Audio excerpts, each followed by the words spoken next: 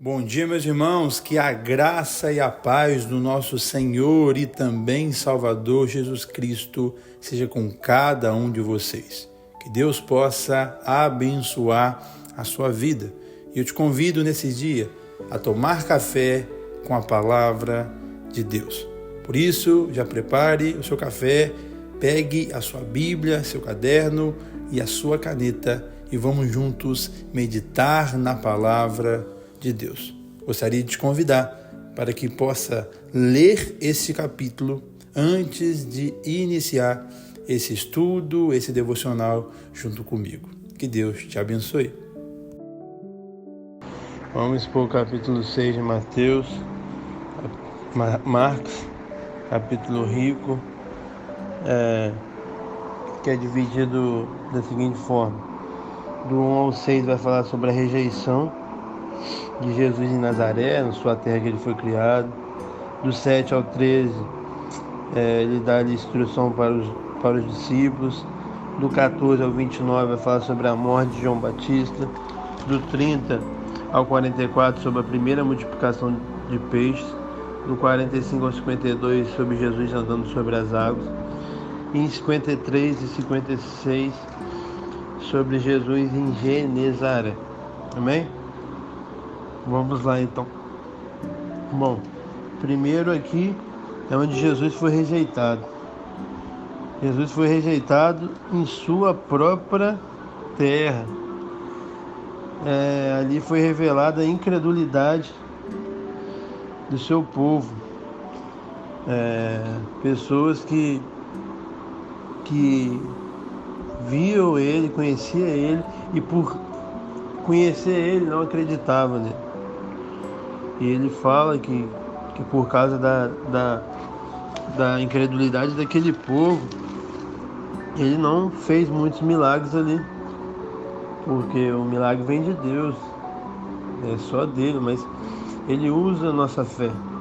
Então, se você não acreditar, você não vai ver a glória do Senhor. E isso também pode acontecer na nossa vida, de a gente talvez não ser reconhecido, e a gente não quer ser reconhecido, o nosso coração não tem que ser esse, mas pode acontecer de realmente a pessoa não ver você, talvez na sua casa, talvez nem por causa do seu testemunho, mas por causa que viu você nascer, e vai falar, ué, agora você é pastor, agora você é uma mulher de Deus, agora você é um homem de Deus, agora isso não leva tanta credibilidade da mesma pessoa, com o mesmo carro, com o mesmo coração de fora. O ser humano infelizmente tende a isso, a valorizar mais o de fora do que alguém de dentro que se converteu, entendeu? Então há um perigo. Jesus fala muito sobre família, há o perigo de a gente embolar as coisas entre família e reino de Deus. Há o perigo de a gente conhecer algo em parte, porque eles não conheciam Jesus de verdade, porque se conhecessem, eles iam se render ao Senhor. E a incredulidade, meu irmão, ela fecha algumas portas. Jesus deixou de operar muitas coisas por causa da incredulidade. A incredulidade fechou as portas do milagre. Então a gente tem que entender isso. A incredulidade pode gerar coisas ruins pra gente. Meu irmão, não seja incrédulo, mas crê. Amém? Aqui do 7 ao 13, né, Jesus fala sobre algumas instruções que ele deu para os seus discípulos. Ele comissionou, né, seus discípulos para a obra do ministério. Jesus deu uma mensagem para eles. Não, igual a gente sempre fala, não é questão de a gente inventar a mensagem, mas a gente propagar uma mensagem que já existe. Amém? E ali Jesus passou para eles confiar mesmo em Deus, para eles não levar nada pelo caminho, nem dinheiro, nem calçado, nem nada, porque Ele é suprir. Nosso Deus é o Deus que dá a visão e a provisão. Eu estou vivendo isso e é uma verdade. Amém?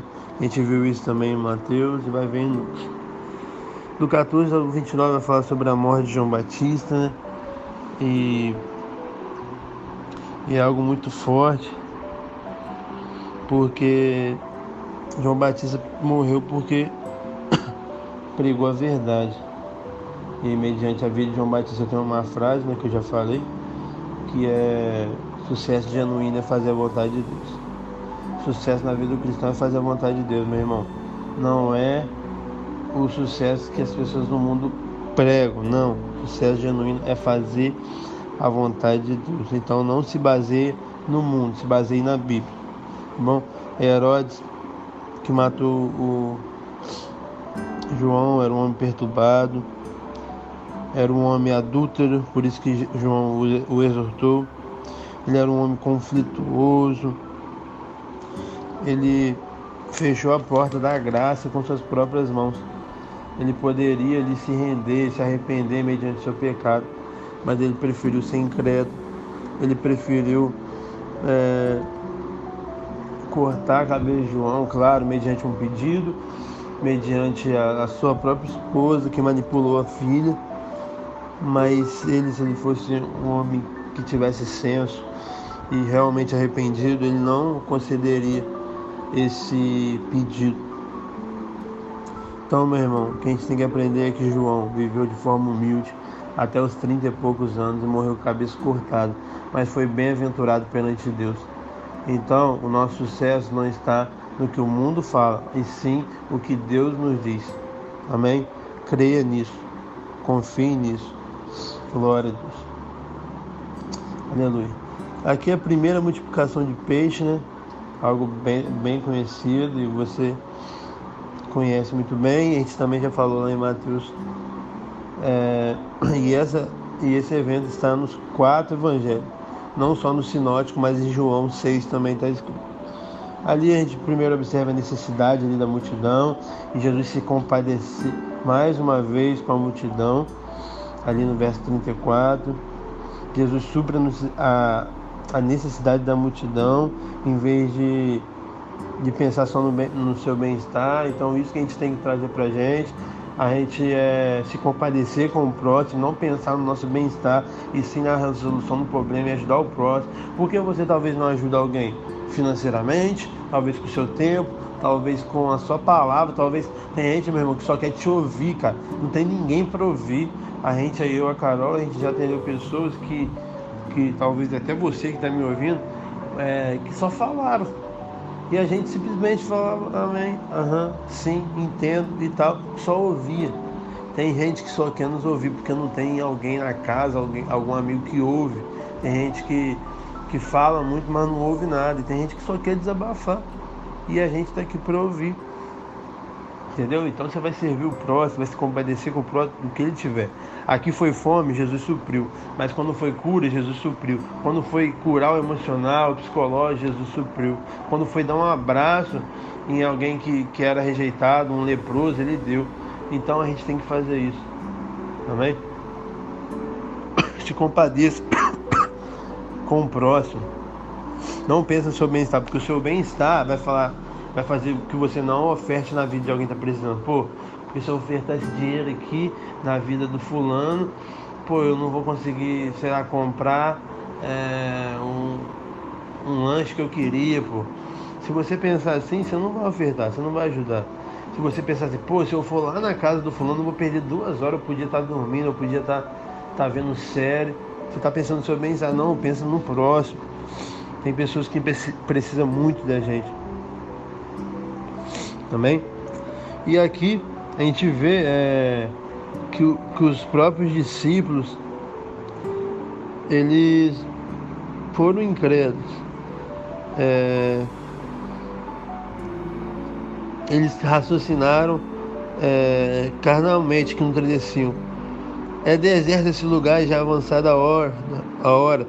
Desperde para que passamos pelos campos ao redor e pelas aldeias, e come para si o que comer. Porém Jesus respondeu no 37, dai vós mesmo de comer. Aí ele falou, vamos comprar 200 denários de pão para dar de comer? Aí Jesus perguntou, quando pão tendes? Ide e vê. Sabei eles, responderam, 5 pães e 2 peixes. Então Jesus lhe ordenou que todos eles se assentaram em grupos sobre a relva. Então eles não tiveram fé, eles olharam a possibilidade, o cenário ali. O lugar era deserto, a hora já era avançada, eles não tinham recurso financeiro e não confiaram no poder de Jesus. E aí Jesus ali, a partir do verso 39, começa esse milagre. E para acontecer um milagre em nossas vidas, a gente tem que saber que é preciso. Os recursos não são propriamente os nossos, mas os que estão na mão de Deus. Porque se a gente colocar o pouco na mão de Deus, Ele transforma em muito, como a gente viu aqui, 5 pães e 2 peixinhos. A gente tem que, claro, também ter uma organização, igual esses irmãos estavam aqui organizados. Jesus pediu centro. Jesus é um Deus que provém, Jesus é um Deus que vem a gente com espírito, com fogo, mas não é um Deus de confusão, não é um Deus de bagunça, entendeu? Então, e a gente aprende aqui no 41 que o milagre ele acontece na mão de Jesus, mas são os discípulos que repartem o pão. Então olha que maravilhoso. Igual a gente fala, Jesus é dono do ouro e da prata, Deus, mas Ele escolhe nos usar.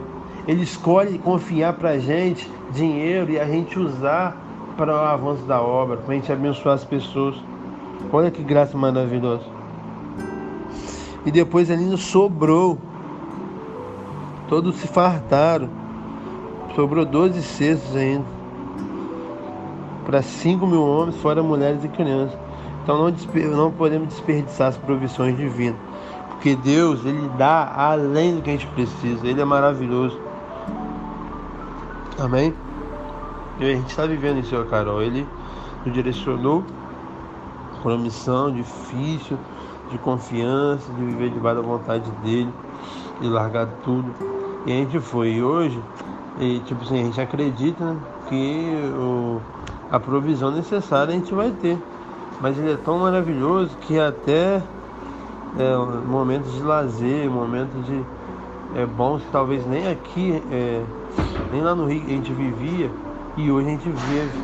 Olha que maneiro, olha que graça. Esse é o nosso Deus. Ele é maravilhoso. E aqui no 45 ao 52, Jesus vai andar sobre as águas. Amém?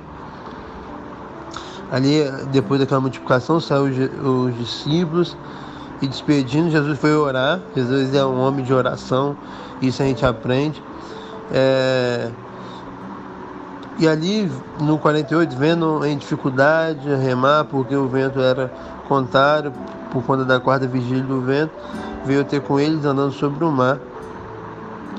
Eles, porém, vendo andar sobre o mar, pensaram tratar de um fantasma, pois todos ficaram aterrados à vista dele. Mas logo lhe falou e disse: tem bom ânimo, sou eu. Subiu no barco e ficaram em si atônitos, porque não tinha compreendido o milagre dos pães, antes seu coração estava endurecido. Viveu um monte de coisa, Jesus fez, eles não tinham entendido. Misericórdia. Aqui não fala que Pedro andou sobre as águas, em Mateus já fala. E a gente entende, né, que a nossa alma passa por um monte de tempestade, um monte de falta de entendimento. A obediência deles ali levou eles para essa tempestade. Talvez Deus parece que não está conosco, Deus parece silencioso, mas Jesus chega nas tempestades de nossa vida. Jesus sempre vem ao nosso encontro, como veio aqui agora. Jesus sempre vem ao nosso encontro, ainda que seja quarta vigília da noite, eu não lembro exatamente quantos que é, mas eu creio que deve ser lá para as 4 horas da manhã mesmo. Bem tarde, mas mesmo assim, Ele vem. Ele vem ao nosso encontro independente das ondas. Amém? Ele intervém as tempestades de nossa vida. Ele vem para acalmar a tempestade da nossa alma, que o mais difícil aqui não era nem o mar, era eles que não estavam entendendo o milagre que Jesus tinha feito. as tempestades da circunstância, as tempestades das nossas ideias distorcidas. Jesus é isso. Amém? E aqui no finalzinho aqui, chegando no outro lado, né? Em Genezaré, eles saíram do mar. 55, eles percorreram toda a região, curando muitas pessoas. Onde que entrasse na cidade, no campo, punha a mão nos enfermos e muitas pessoas é curado. Mais uma vez a gente vendo que o nosso Deus cura. Ele cura sim, Ele não parou de curar, Ele levou sobre si as nossas enfermidades, as nossas dores. Amém? Irmão, então creia, Ele cura. Irmão, então entenda que sucesso genuíno é fazer a vontade de Deus. Irmão, então creia que o pouco na mão de Deus é muito, e Ele pode transformar 5 pães e 2 peixinhos em uma fartura. Creia que Ele é o Todo-Poderoso que anda sobre as águas, e Ele pode curar as circunstâncias da sua vida, sua alma atribulada, as tempestades e as circunstâncias que te rodeiam. Ele pode. Amém? E ali no começo, né? Não rejeite homens e mulheres de Deus, talvez seus familiares, por causa da sua proximidade, por causa que você viu nascer, porque você está talvez deixando de viver algo de Deus por causa da sua incredulidade. E também não fique chateado se acontecer isso na sua casa, tá bom? Muitas pessoas passam isso, eu não sei se eu passo isso, eu não posso falar, mas eu faço o máximo, sempre quando eu tenho oportunidade. Eu que tenho o dom mais chamado pela palavra, eu dou uma palavra, tem no meu Instagram, no canal do YouTube, então eu mando para eles, e talvez eles dão crédito, talvez não dão, não sei, mas eu faço a minha parte. Glória a Deus, meus irmãos, mais um momento abençoado de café com a palavra. Espero do fundo do meu coração ter te edificado, te abençoado, te ensinado em algo. E gostaria muito que você pudesse curtir esse vídeo, você pudesse comentar, pudesse se inscrever no canal para que possamos alcançar mais e mais pessoas, e também que você possa compartilhar. Que Deus abençoe sua vida, e eu te espero amanhã no Café com a Palavra.